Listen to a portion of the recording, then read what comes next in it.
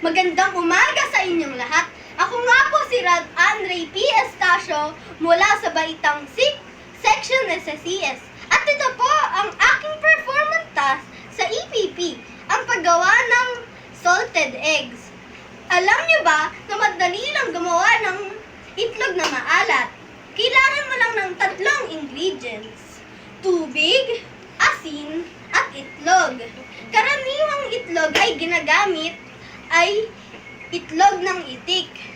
Kaso, kapag wala kang itlog ng itik, pwede mo pa rin gamitin ang itlog ng manok. Ang prosesong gagamitin natin sa performance task na ito ay food preservation by curing.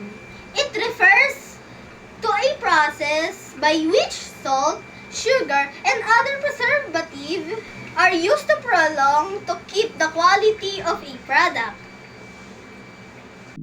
Tara, gawin na natin!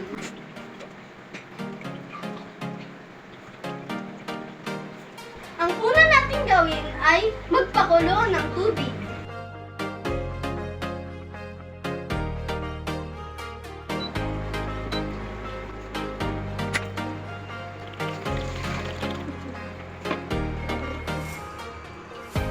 Kapag kumulo na ang tubig, lagyan na natin ng asin hanggang maging saturated ito. The more na mas maalat, the better.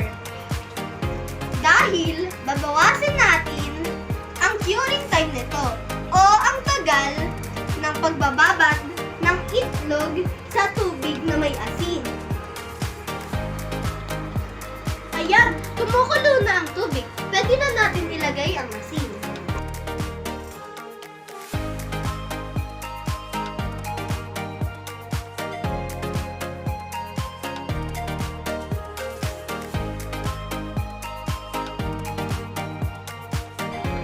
Habang hinihintay natin matunaw ang asin at maging saturated ang tubig, hugasin muna natin ang itlog.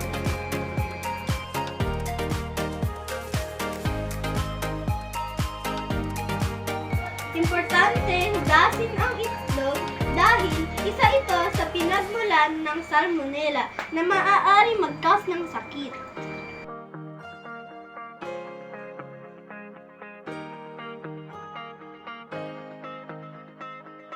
Banlawan na natin.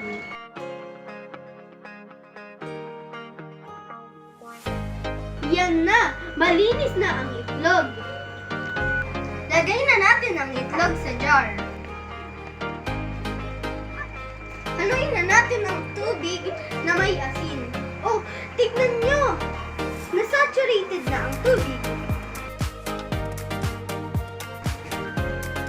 Itong saturated mixture na ito ay siyang tutulong upang ma-preserve ang mga itlog na ito. Ibababad at iimbak ito ng 18 days.